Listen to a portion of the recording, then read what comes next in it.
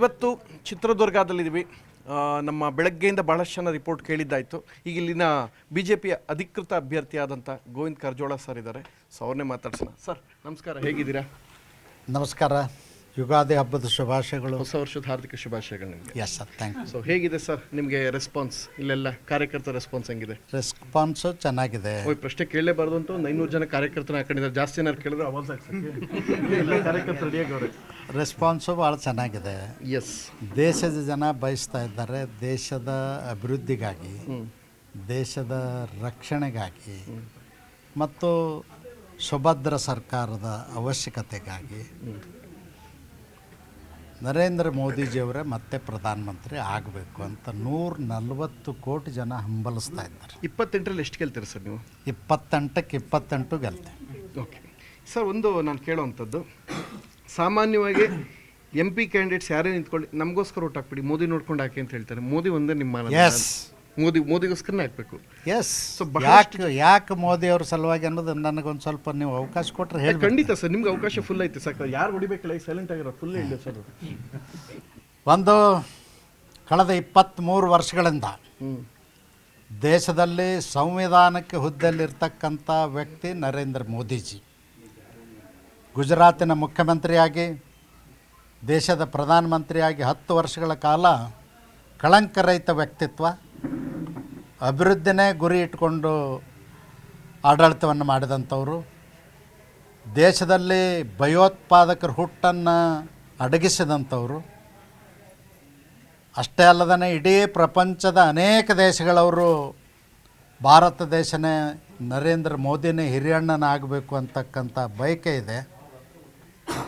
ಯಾವ ದೇಶ ನಮ್ಮನ್ನು ದ್ವೇಷಿಸ್ತಿದ್ವೋ, ಯಾವ ದೇಶದವರು ನಮ್ಮನ್ನು ಭಿಕ್ಷುಕರಂತಿದ್ರು, ಯಾವ ದೇಶವ್ರು ನಮ್ಮನ್ನು ಬಡವರಂತಿದ್ರು, ಯಾವ ದೇಶದವ್ರು ನಮ್ಮನ್ನು ಹಾವಾಡಗರಂತಿದ್ರು, ಅವರು ಇವತ್ತು ಭಾರತದ ಪ್ರಧಾನಮಂತ್ರಿಗಳ ಜೊತೆಯಲ್ಲಿ ಸ್ನೇಹ ಬಳಸಲಿಕ್ಕೆ ರತ್ನಗಂಬಳಿ ಆಸೆ ಕರೀತಾ ಇದ್ದಾರೆ.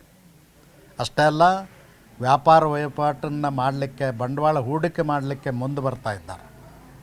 ಹೀಗಾಗಿ ಜನ ಬಯಸ್ತಾ ಇರೋದು Narendra ಮೋದಿಜಿಯವ್ರನ್ನ.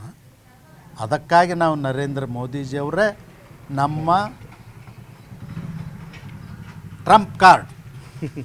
Okay sir, but Congress ಅವ್ರು ಹೇಳಿದೇನ್ರಿ, ಮೋದಿ ಹೆಸರಲ್ಲಿ ಬಹಳಷ್ಟು ಜನ ಸಲ ಲೋಕಸಭೆಯಲ್ಲಿ ಆಯ್ಕೆ ಆದಂಥ ಬಹಳಷ್ಟು ಜನ ಕ್ವಶನ್ಸೇ ರೈಸ್ ಮಾಡಿಲ್ಲ ಅಂತ ಹೇಳ್ತಾರೆ. ಮೋದಿಯನ್ನು ಒಂದೇ ಒಂದು ಮಾನದಂಡ ಸಾಕ ಗೆದ್ದು ಬಿಡೋಕ್ಕೆ ಅಂತ ಬಹಳಷ್ಟು ಜನ ಕೇಳ್ತಾ ಇದ್ದಾರೆ.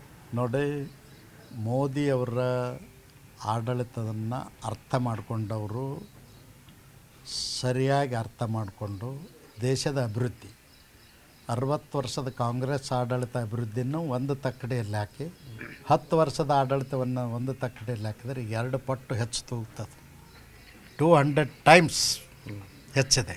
Okay sir. ಸರ್, ಈಗ ಈ ಕಾನ್ಸ್ಟಿಟ್ಯೂನ್ಸಿ ಎಸ್ಪೆಷಲಿ ಚಿತ್ರದುರ್ಗದಲ್ಲಿ BJPಯಿಂದ ಗೆದ್ದಿರೋದು ಒಬ್ಬರು ಚಂದ್ರಪ್ಪ. ಅವರು ಆಲ್ರೆಡಿ ಸ್ವಲ್ಪ ಮುನ್ಸ್ಕೊಂಡಿದ್ದಾರೆ ನಿಮ್ಮ ನೋಡಿ ಅಂತ ಏನೋ ಒಂದು ಹೇಳ್ತಾ ಇದ್ದಾರಲ್ಲ, ನಿಜನ ಅದು? ಸರಿ ಮಾಡ್ಕೊಳ್ಳಲ್ವ ನೀವು? ಚಂದ್ರಪ್ಪ ಅಲ್ಲ, ನಾರಾಯಣ ಸ್ವಾಮಿ ಮತ್ತು ಹಿಂದಿನ MLA ಚಂದ್ರಪ್ಪ ಅವರು ಒಂದೇ MLA ಗೆದ್ದಿರೋ ಹೊಳಲ್ಕೆರೆ ಚಂದ್ರಪ್ಪನವರು. ಹೌದು, ಅವ ನನ್ನ ಸ್ನೇಹಿತ 35 ವರ್ಷದಿಂದ. ನಾನು ಅವನು ವಿಧಾನಸಭೆಯಲ್ಲಿ ಕೂಡ ಇದ್ದವರು, ಕುಚಿಕ್ಕು ದೋಸ್ತರಿದ್ದೀವಿ. ಸ್ವಾಭಾವಿಕ ಪುತ್ರ ವ್ಯಾಮೋಹ. ಮಗನಿಗೆ ಟಿಕೆಟ್ ಸಿಕ್ಕಿಲ್ಲ ಅಂತ ಸ್ವಲ್ಪ ಬೇಜಾರು ಮಾಡ್ಕೊಂಡಿದ್ದ. ಕಡೆಗೆ ನಮ್ಮ ಅಣ್ಣಗೆ ಸಿಕ್ಕದಂತ ಈಗ ಹೊಂದ್ಕೊಂಡು ಕೆಲಸ ಮಾಡ್ತಾಯಿದ್ದಾರೆ. ಮಗನ್ ಸಿಕ್ಕಿಲ್ಲ ಅಂತ ಮುನ್ಸ್ಕೊಂಡಿದ್ರು, ಅಣ್ಣಂಗೆ ಸಿಕ್ಕಿರೋದಕ್ಕೆ ಅಣ್ಣಂಗೆ ಸಿಕ್ಕೈತೆ ಅಂತ ಖುಷಿಪಟ್ಟರು. ಒಳ್ಳೇದಾಗಲಿ ಸರ್. ನಿಮಗೆ ಕಾರ್ಯಕರ್ತರ ಸಹಕಾರ ಹೇಗಿದೆ? ಚೆನ್ನಾಗಿದೆ, ಮಾಡ್ತಾ ಇದ್ದಾರೆ. I wish you all the best. Thank you. ನಿಮ್ಗೆ ಒಳ್ಳೇದಾಗಲಿ ಸರ್. Thank you. ಇದು ಗೋವಿಂದ ಕಾರಜೋಳ ಸರ್ ಹೇಳುವಂಥ ಮಾತು. ನಾವು ಎಲ್ಲ ಕಾರ್ಯಕರ್ತನ ಒಗ್ಗೂಡಿಸಿ ಎಲ್ಲರನ್ನು ವಿಶ್ವಾಸಕ್ಕೆ ತೊಗೊಂಡು ಈ ಸಲ ಗೆಲ್ಲೋ ಪ್ರಯತ್ನ ಮಾಡ್ತೀವಿ ಅಂತ.